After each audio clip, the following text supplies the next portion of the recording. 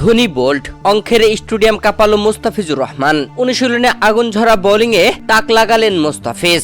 দর্শক, আইপিএল এর 29তম ম্যাচে আজ রাত 8টায় মুম্বাই ইন্ডিয়ান্সের বিপক্ষে খেলতে নামছে চেন্নাই সুপার কিংস। আর ম্যাচে মাঠে নামার আগে খেলা অনুষ্ঠিত হতে যাওয়া অঙ্কের স্টেডিয়ামে অনুশীলনে মেতে উঠেছে দুই দলই, যেখানে চেন্নাই সুপার কিংসের হয়ে মুস্তাফিজুর রহমান অনুশীলনে আগুন ঝরা বোলিং করেছেন। যেই বোলিংয়ে কুপোকাত ছিল একের পর এক ব্যাটসম্যান। মুস্তাফিজুর রহমানের অনুশীলনে এমন বোলিং দেখে রীতিমতো অবাক ছিল দলের কোচ, অবাক ছিল প্রায় সবাই।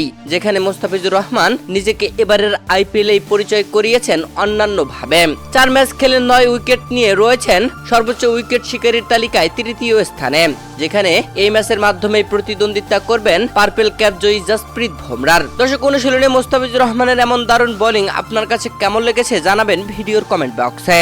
আর আজকের রাতে মুম্বাই ইন্ডিয়ান্সের বিপক্ষে মুস্তাফিজুর রহমান কেমন বল করতে পারবেন বলে আপনি মনে করছেন? অবশ্যই আপনার গুরুত্বপূর্ণ মতামত জানিয়ে দিবেন ভিডিওর কমেন্ট বক্সে।